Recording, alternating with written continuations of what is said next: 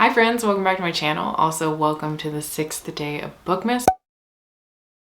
So today we are talking about my least favorite subject, which is the worst books of 2023. I could sit here and say that I had a really bad reading year, but it wasn't so much that I had a bad reading year, it's more that I just had a very average reading year. So I have a few DNFs, I have a few books that I just really didn't like, and we can just get into it. So the first book that I DNF'd this year was A Simple Wild by K.A. Tucker. This is a small town Alaskan romance, and she ends up getting to go to Alaska because, if I remember correctly, she finds out who her dad is for the first time ever or something like that. She's reuniting with her dad. There was some sort of reason as to why they were estranged from each other, but he ends up reaching out to her because he is sick. He's terminally ill. So she ends up going to Alaska to reconnect with him. My problem with this book was the main character. I just could not get past the main character and her pettiness and the way that she was so childish in so many ways, because she consciously made a decision to go fly to Alaska to reconnect with this man, knowing that she had issues with him and not really being able to put it behind her. And like, that's fine. You know, there are some situations where we think we can get past something and then we realize that we can't. But she was just so immature about the way that she went about it, the way that her thought process was when we were reading it. It was just very frustrating, and I didn't connect to her as a character. And even though I had a lot of empathy for her situation as somebody who has lost parents, like, I still was just like, you are so insufferable. You are so annoying. And I didn't feel anything about the romance. I don't even think I really cared about the love interest. He didn't make an impression on me because I don't remember him at all. But I also think that I DNF'd this at like 15 or 20% into the romance. If I'm not hooked into it right away, I'm probably not going to end up liking it in general. So I ended up DNFing it. As you can see, I was very frustrated by things, so it probably would have made it on this list either way. So you're going to see a theme in the next couple ones because, again, this year I was exploring romance, and so the second one is Garnet Flats. I had been reading what is this series called? I don't really know, but the first one is Indigo Ridge, and I enjoyed Indigo Ridge fine enough. I gave it a 3.5. Juniper Hill, so good, like a 4.5 stars, I can't remember. I just really loved it. That's how I knew I loved a single dad romance. And then we went into Garnet Flats, and I then realized a trope that I didn't like, which is second chance romance. And this isn't necessarily a trope that I absolutely hate, because I've read a few things since then that had second chance romance where I was like okay with it, but it's still not my end all be all trope. So like I said, Garnet Flats is in the Indigo Ridge series, and the Indigo Ridge series follows a bunch of siblings. And so we've seen the first two older brothers in the first two books. Now we're seeing one of the older sisters, Talia, I think her name is, and she is getting a second chance romance with this guy named Jasper. I'm really just pulling this out of thin air. My problem was by far the second chance romance. It didn't really feel like there was tension. We already knew that they liked each other from the start. Obviously they were together, and there was just a situation that pulled them apart. And I wasn't enjoying that conflict that pulled them apart because it was still something that was very much prevalent in their relationship. And I think the conflict just felt a little bit silly for me. We had already gotten to like a romantic scene between the two characters, and I was like, we already know that you guys like each other. We already know that you aren't together because of this weird situation, and once you get past it, you will be together. So I ended up DNFing it, but I do really want to move on with the next two, and I think the third one is about to come out in 2024. But there's two out after this, and I want to read those two because I really, really like the two siblings that are in these next two books. So I'm definitely gonna move on. I'm just not gonna bother with Garnet Flats. I also DNF'd, shockingly, The Wall of Winnipeg in Me. I hated the male love interest in here. And what I have come to realize is that if I do not like the male love interest, then it's never gonna work for me. So I really hated the male love interest in here. And that's not so much because his personality was horrible or he did anything too horrible that made me hate him. I just don't understand the chemistry here. And like, he may be a brooding man who's soft on the inside, but like the way he treated Vanessa for so many years, what was the reason? If you're gonna sit here and say that you love someone after treating them that way for that many years, I just don't trust you. I also DNF'd The Witch King by Martha Wells, which is very disappointing because I was really looking forward to this book. I had it super hyped in my head, and then I tried to read it, and man, did I give a valiant effort at trying to read this book. And I understood little to zero about what was happening in this book. I just said, never mind. It's not for me. It's fine. I'm too stupid for this book. But I have seen reviews since then that talk about how this was just way too confusing of a book in general. Sadly, I did think that I would come back to The Witch King when I was in a better place mentally, because I did read it at like a weird time. And so I thought maybe that was also contributing to it, other than me just having a pea brain.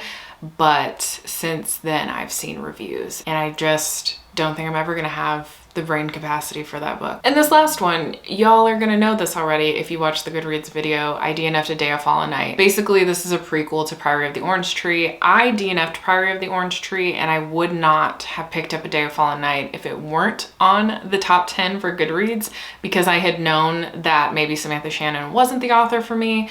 I've tried pretty much everything that Samantha Shannon has written, and I haven't really liked any of it. I don't connect with her characters, I don't connect with her writing, and I find myself questioning, like, why should I care? I feel very bored when I'm reading her books. So it's really sad, because I do really want to like her. All of her concepts sound so interesting to me, and I was very excited for Priory of the Orange Tree, and then I ended up DNFing it. And now A Day of Fallen Night, I ended up DNFing it. To give this one credit though, I did really love the first 10% of this book, and then it got into that territory of like, oh, I really don't feel connected to these characters, and once again, I'm feeling very bored. And also, it was a prequel, so it makes it harder for me to care about this book, because I didn't care about Priory, and I really don't remember anything about Priory except for certain characters and certain things that I didn't really love about it. I don't know why that I thought maybe it would work for me. So I was kind of excited to pick it up with the hopes that maybe it would make me more excited to go back into Priory and try again, but that is not the case. And then I only have 4 worst books, I guess, or disappointing books that I finished that could have been DNFs, should have been DNFs, and I ended up finishing them. So the first one is Hellbent. I think we all know that I just did not enjoy this. I felt like it was very unserious. I didn't really understand what we were doing, the choices that we were making. I've constantly found myself asking why we even follow Alex in this story. So if you don't know, Hellbent is the sequel to Ninth House, and Ninth House is following our main character, Alex. And Alex is a Yale student, but she only got admitted under the guise of being a student because she's actually there as sort of a plant because she can see ghosts. And so they have used her as kind of like an undercover person to watch these secret societies and how the ghosts are interacting with these secret societies, as well as to make sure that these secret societies aren't doing any nefarious activity, because for the most part they're pretty unhinged, but there are weird things happening that Alex isn't like super privy to, but she knows that she needs to be on the lookout. In the midst of this, a woman ends up dead, and Alex feels very compelled to investigate what happened to her because she thinks it is associated with the secret societies. So she teams up with another character named Darlington, as well as this cop who's on the case, but he's like a very reluctant ally. He actually hates Alex, but she does some amateur sleuthing, and it just goes off the rails, okay? So then we get into Hellbent, and once again, there's some amateur sleuthing. There are some really weird and bizarre scenarios that unfold, and there's just not a serious moment to be had. I shouldn't have gone into this one. I didn't really even like Ninth House that much. I gave it like a 3 stars, and I was debating on whether or not I wanted to go into the second one. The hype really got me, and I ended up reading the second one and not having a good time. But this book almost got me, because I will say that the ending was very interesting, and it made me want to read the third one, but I'm not going to do it. The one cool thing about Hellbent, if I wanted to say a positive thing, is it does lean heavier in the horror this time around than I think the Dark Academia. Anyway, I think that Alex is not the vessel for the story to be told, and that's why I find it to be just like not that compelling of a story. Also, at times it's very slowly paced, and having Alex as a main character just doesn't work for me personally. This would be so much more interesting if Darlington were the star of the show, but he's not. I just didn't enjoy my time with this one. It's just not for me. Another book that I should have known better, and it definitely just wasn't for me, was Leviathan Wakes. This is a space opera, but also murder mystery in space, and it follows a bunch of different characters. And honestly, I don't remember too much of the plot. I just remember what I hated about it. And a lot of it was the jokes that felt very racist and sexist, and the misogyny was really misogynying all throughout this book. And I didn't connect to any of the characters. I'm already very hit or miss with sci-fi. And I really thought this one would work for me because it's like a murder mystery type of sci-fi. So you are following like some detective type characters. And there's been these various murders that seem connected and they're investigating it. That's literally all I remember, other than being rubbed the wrong way by the jokes, by the characters, the way that they interacted with each other. Like, I didn't know if it was supposed to be sarcastic. And listen, I'm notorious for not being funny, you know, for not having a funny bone in my body, or like jokes not hitting me the way that they hit other people. So that could be the case for this book. Like maybe they're just being sarcastic and funny and it didn't land for me, but it just felt like I didn't like it. I'm very sad to put this book on the list, but I hated City of Dragons by Robin Hobb. I never thought that I would ever put a Robin Hobb in my worst or disappointing or DNFs, but here she is. So City of Dragons is the third book in the Rainwild Chronicles, and the Rainwild Chronicles is 4 books. This was absolutely a filler. I can't really give you any details about it because it's literally like the second to last series in the realm of the Elderlings, but I will say that this book was just completely filler. It was a filler book. There was no need for it. It was like weird POV changes started happening. We were getting characters that didn't need to be there and frankly didn't add anything to the story. As a matter of fact, I feel like the Rainwild Chronicles could have been the Rainwild trilogy and we didn't need a 4th book. It was also the shortest of all 3 of the books. Like if she needed certain things from the 3rd book, which I will admit there were some things in the 3rd book that definitely benefited the story and like helped move the plot along, but there was not enough for me to feel like this book was justified. And honestly, this is coming from somebody who, for the most part, I enjoyed the Rainwild Chronicles, which most people hate. They despise it. They do not like it. And like, we can be fair, we can be honest. It was not Robin's best work, but I definitely liked it more than most people. So for me to say that the 3rd book sucked, like I gave it 2 stars. I've never given Robin Hobb anything under a 3.5. It was so bad.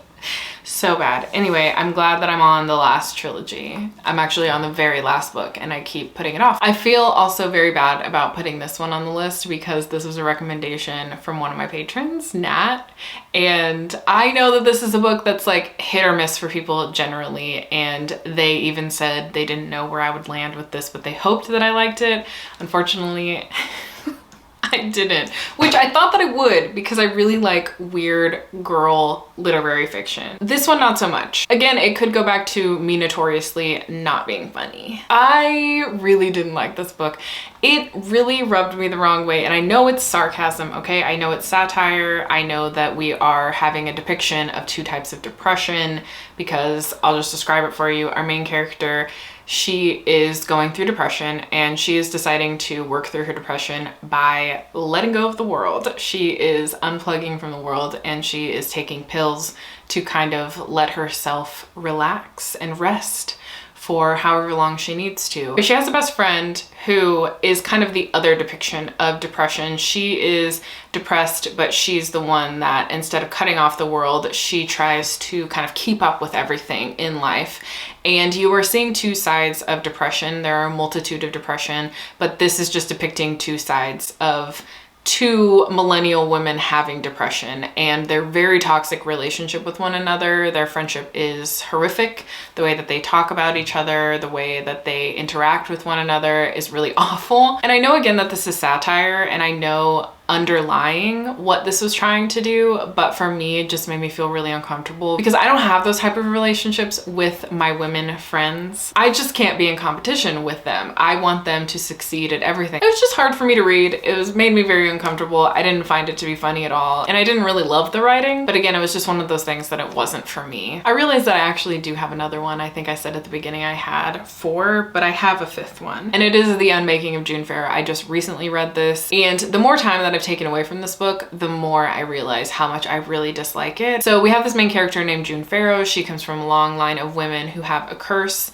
and this curse makes them go crazy over time, and they start to lose their ability to remember things. They start seeing things and kind of talking to themselves, and eventually wither away and die. So the book actually opens where we're at June Farrow's grandmother's funeral, and the grandmother just kind of went through this whole metamorphosis, I guess, of losing her ability to remember things and losing sense of reality and touch with reality. And so June is reflecting on her grandmother withering away and realizing that she needs to tell the closest people in her life that she has been seeing things and hearing things, and that this may be happening sooner for her than she imagined. So June doesn't really know that much about this curse. It's been hinted at her entire life, but she doesn't have any reasoning behind why this curse is happening, how she could break this curse, why it even exists in the first place.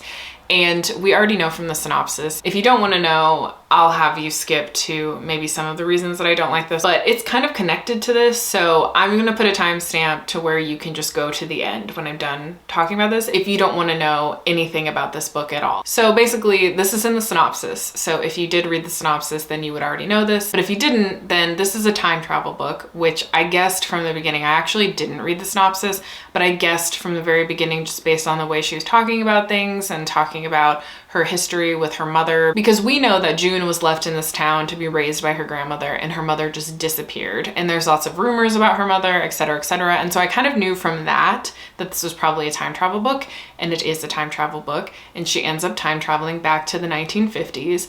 And there is a whole like mystery, and there is a whole like romance that unfolds, and I just really struggle with the idea of a character romanticizing the 1950s. On top of that, there were too many things happening in this book for the page length and the pacing. We spent 30% of the book building up to the fact that this was a time travel book, which again, if you read the synopsis, would have been spoiled for you. So it felt like it should have been moving faster, especially because you spend 30% in 2023, right? This is another reason why romanticizing the 1950s when you were from 2023 just felt really wrong.